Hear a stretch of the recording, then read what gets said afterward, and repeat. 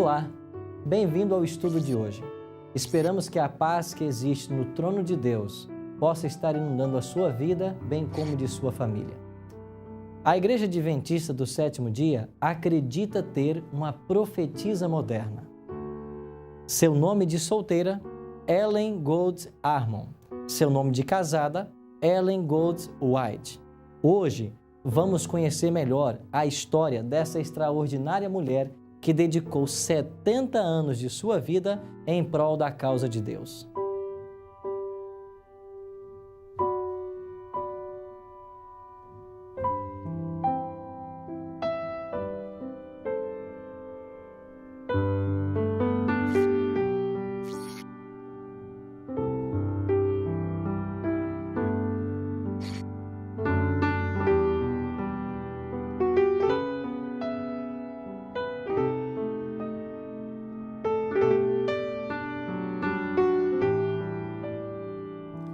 Ellen Gold Armon e sua irmã gêmea Elizabeth nasceram em 26 de novembro de 1827, aqui em Gorham, Maine. Essa placa indica que ela teria nascido nessa proximidade. Segundo alguns, teria sido nessa região onde a família Armon morou por muitos anos. Em 1837, os Estados Unidos passaram por uma tremenda recessão. E Robert Armon, fabricante de chapéus, com seus 8 filhos, os mais novos sendo Ellen e Elizabeth, mudou-se de Gorham, Maine para Portland, a fim de encontrar melhor mercado para a venda de seus chapéus.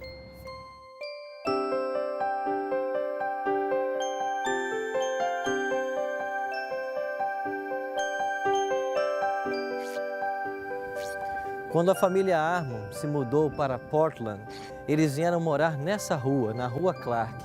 E onde está hoje esta casa, havia uma outra casa onde morou a família Armon por vários anos. Nesta mesma casa, Ellen G. White teve algumas de suas primeiras visões.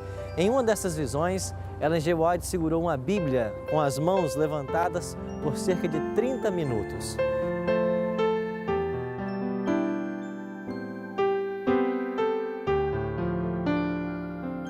Ellen e Elizabeth foram matriculadas numa escola que funcionava nesse prédio aqui na Rua Brackets. Um dia, enquanto elas estavam voltando para casa, passando próximo a um parque, elas começaram a ser perseguidas por uma coleguinha um pouco maior do que elas, que estava irada por algum motivo e trazia em suas mãos uma pedra. As filhas de Robert Armon haviam sido ensinadas a não brigar na rua, e elas então começaram a correr para fugir dessa colega. Em um instante, enquanto Ellen se voltou para ver quão distante estava a garota, ela foi acertada por uma pedra exatamente em seu nariz. Ela caiu desmaiada, precisou ser socorrida. Um cavalheiro que passava ofereceu ajuda para levá-la para sua casa. Ela, com dó de sujar de sangue a carruagem desse cavalheiro, tentou caminhar sozinha, mas mais uma vez desmaiou. Com a ajuda de sua irmã, finalmente conseguiu chegar em casa. Mas Ellen, por 3 semanas, esteve inconsciente por causa desse acidente.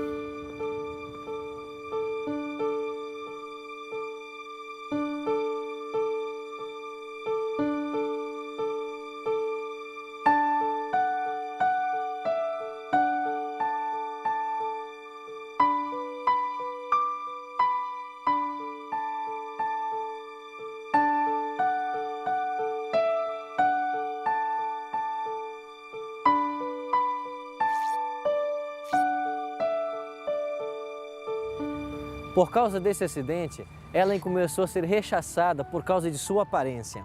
Ela tinha sua mão bastante trêmula e também não conseguia reter o conhecimento que era passado na classe. Ela até foi aconselhada por uma professora a abandonar definitivamente seus estudos. Ela começou a vir a esse parque, por vezes orava, tentando entender o porquê dessa tragédia. E ela começou a perceber de que essa tragédia tornar-se-ia uma grande bênção para a sua vida.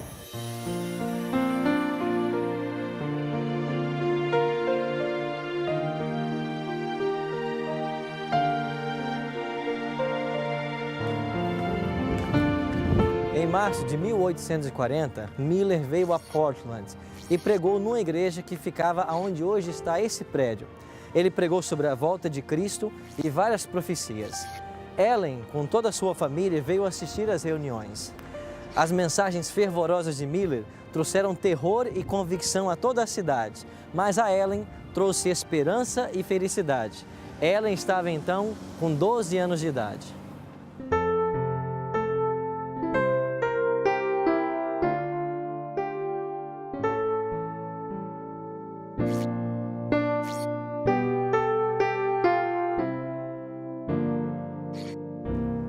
Pouco tempo depois, Ellen foi recebida na igreja metodista para um período de prova que antecederia ao seu batismo.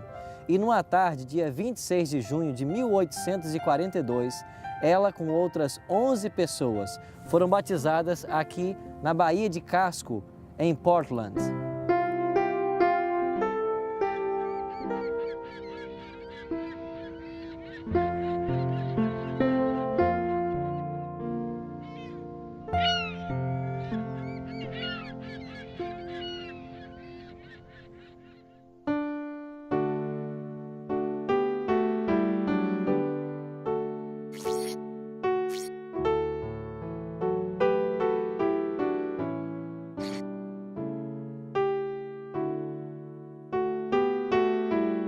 Os pais de Ellen, Robert e Eunice Armon, eram membros da igreja metodista da rua Chestnut e, como Ellen, eles criam na volta de Jesus por volta de 1843.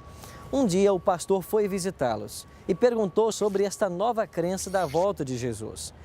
Robert Armon explicou para o pastor de que essa não era uma nova crença e muito menos uma heresia.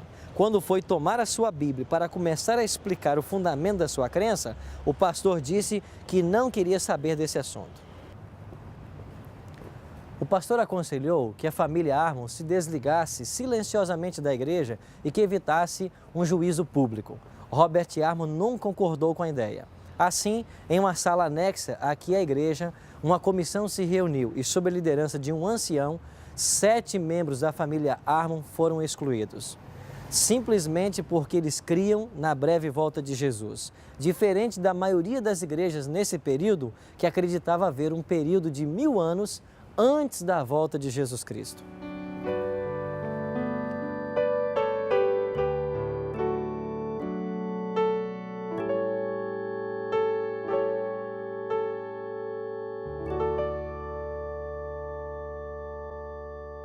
Nós estamos aqui com o pastor Alberto Ronald Tim, ele que é o diretor do Centro White para todo o Brasil.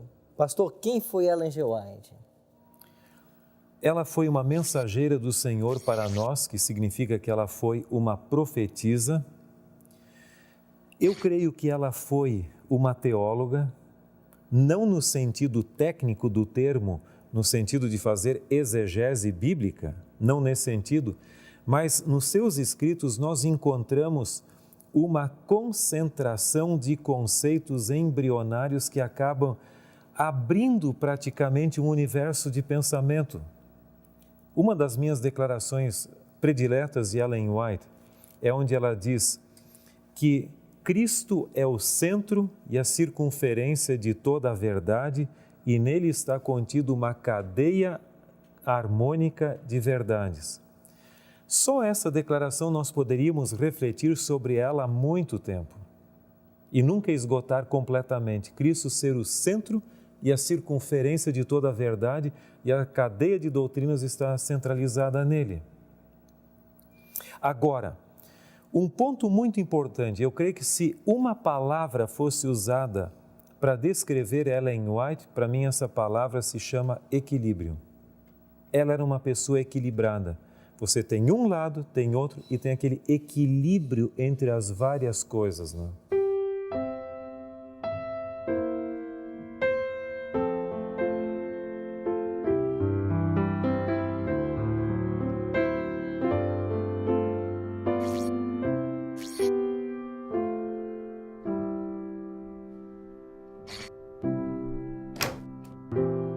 Bem-vindos à casa de Ellen G. White, em Santa Helena, na Califórnia.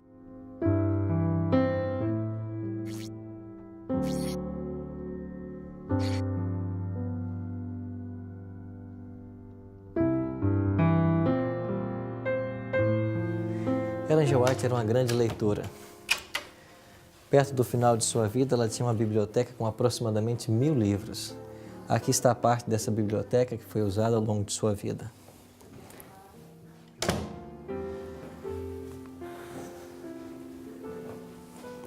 Aqui nós temos alguns móveis da casa.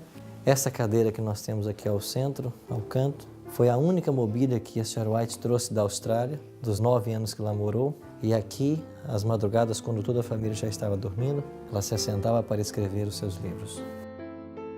Ellen G. White faleceu no dia 16 de julho de 1915. No exato momento do seu falecimento, a enfermeira que cuidava dela parou esse relógio. Era às 3h42 de uma sexta-feira e o relógio foi parado no exato momento da sua morte. 3 funerais foram realizados da Sra. White. O primeiro deles aconteceu aqui, do lado externo dessa casa. E aqui nós temos algumas fotos do dia 18 de julho de 1915, no funeral que foi realizado aqui mesmo, em Elmshaven. Depois o corpo saiu para o sul da Califórnia, onde estava acontecendo um acampau, e lá foi realizado o seu segundo funeral.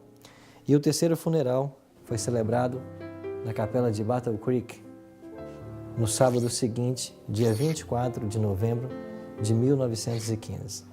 Ela foi sepultada no cemitério de Battle Creek, ao lado de seu esposo, Tiago White. Após o sepultamento de Ellen G. White em 1915, seu filho, William White, retornou para essa casa e a encontrou vazia. Seu coração carregava uma grande dor pela ausência de sua mãe, mas uma coisa confortou a William a partir daquele dia. Em 1907, ela havia escrito: "Seja ou não poupada a minha vida, meus escritos falarão sem cessar, e sua obra irá avante enquanto o tempo durar. Meus escritos são conservados em arquivo no escritório, e mesmo que eu não deva viver, essas palavras que têm sido dadas a mim pelo Senhor terão vida e ainda falarão ao povo." Os escritos de Ellen G. White ainda falam a todos nós. É verdade que muitas pessoas não aceitam Ellen G. White como uma profetisa da igreja moderna, mas com todas as provas históricas que nós temos e a maneira sobrenatural como Deus atuou na vida dessa mulher, não resta dúvidas de que Deus a usou como uma mensageira para a igreja remanescente. Todos os conselhos que foram deixados para nós em seus livros servem para preparar a mim e a você para a volta de Jesus. Não deveria eu e você ouvirmos cada conselho deixado pela mensageira do Senhor? Não deveria eu e você assumir uma nova atitude diante da revelação clara que Deus nos deixou? Eu espero que sim, e que todos os conselhos que ela nos deixou nós possamos obedecer para um dia estarmos nos céus quando Jesus voltar. A minha decisão de hoje é que, após conhecer melhor a história de Ellen G. White, o meu propósito é aceitá-la como mensageira de Deus para a igreja remanescente. Se esta é a sua decisão, ore comigo agora. Obrigado, bom Deus, por todas as bênçãos que o Senhor tem derramado sobre o teu povo. Obrigado por conhecermos hoje a maneira maravilhosa como o Senhor pode tomar pessoas simples e comuns para uma obra extraordinária. Que o Senhor nos use como o Senhor desejar, para também levar avante a obra da pregação do Evangelho. Te oramos em nome de Jesus. Amém. Durante o curso de sua vida, Ellen G. White recebeu cerca de 2.000 visões e sonhos. Escreveu mais de 100.000 páginas manuscritas, mais de 5.000 artigos para revistas e dezenas de livros como este que nós temos aqui. Mas quais foram as circunstâncias do chamado desta jovem? Este precisamente será o nosso próximo tema.